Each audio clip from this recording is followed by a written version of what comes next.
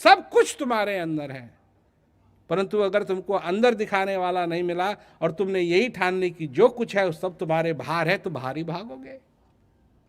अंदर की गंगा में कौन नहाएगा? उस गंगा में नहाओ, तुम्हारे सारे पाप कट जाएंगे।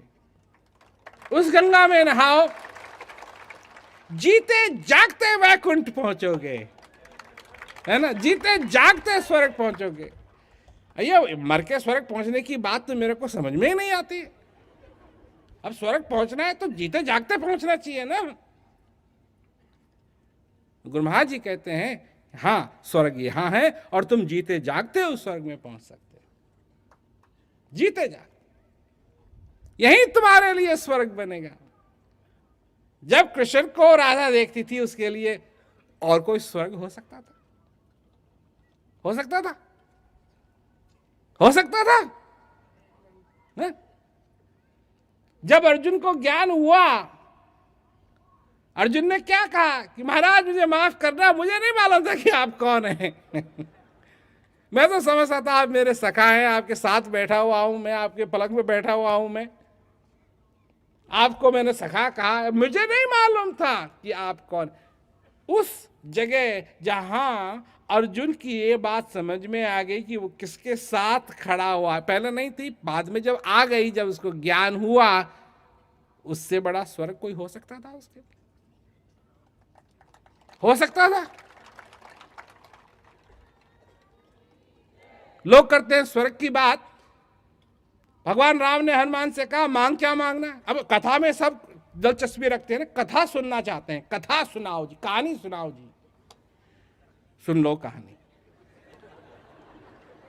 सुन लो कहानी। भगवान राम कहते हैं खुश होकर के हनुमान से मांग, क्या चाहिए तेरे? क्या मांगा? मेरा स्टॉक मार्केट बढ़ जाए, मेरी बेटी बहुत है, मेरा बेटा हो जाए, मेरे बेटे बहुत है, मेरी बेटी हो जाए, मेरे बेटे को पास करवा देना, है? यही मांगा? नहीं।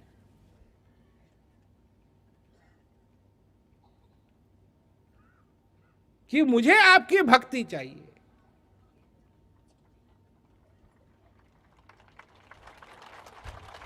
हनुमान के लिए, हनुमान के लिए क्या स्वर्ग था? जहां देवता लोग थे? नहीं।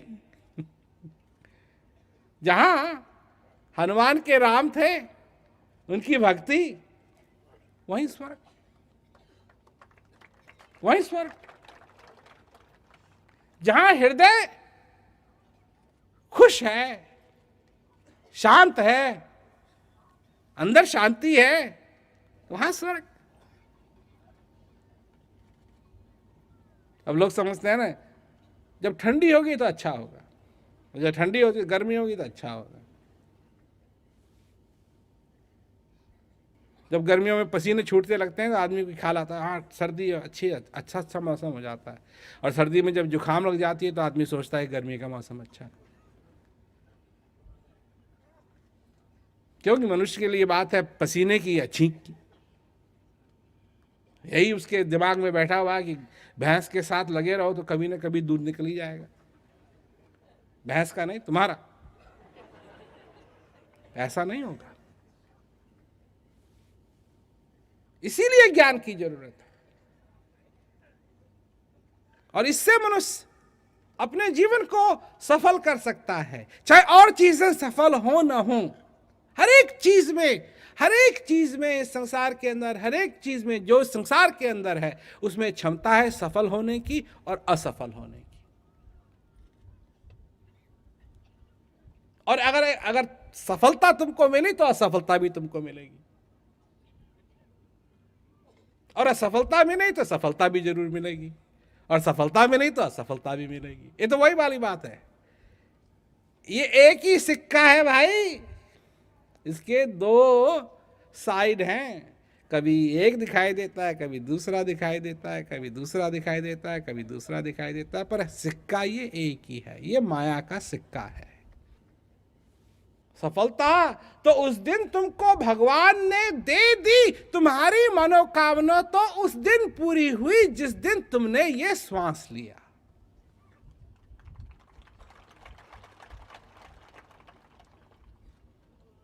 और जब ये आखिरी श्वास तुम्हारा निकले, तुम्हारा ध्यान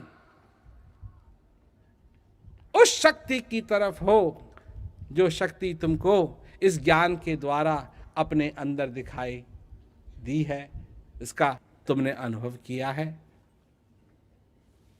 स्वर्ग में थे, स्वर्ग में रहोगे, और कहां जाओगे?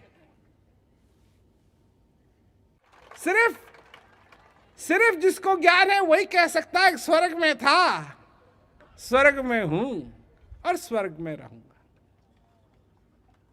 क्यों? कि मेरे पे मेरे गुरु महाराज की कृपा हो गई। उन्होंने ये ज्ञान दिया, उन्होंने ये अनुभव दिया, उन्होंने ये बात मेरे को बताई। पर मैं यही नहीं चाहता हूं कि तुम मेरी बात ही मानो क्योंकि मैंने कहा है। नहीं, इस बात का तुम अपने आप अनुभव करो, अपने जीवन में इसका अनुभव करो। क्या अंतर है और क्या अंतर था जब तुमको ये ज्ञान नहीं था, और आज क्या अंतर है कि तुमको ये ज्ञान है। कहीं भी हो, किसी भी हालत में हो, किसी भी दिशा में हो, जहां तुम्हारा ध्यान इसमें लगता है सब कुछ बदल जाता है। चाहे एक सेकंड के लिए लगे, सब कुछ बदल जाता है। उस समय में भी जब विपत्ता का समय होता है तो जहां तुम्हारा ध्यान लगा, विपत्ता भी अपने आप थोड़ी सी दूर हो जाती है।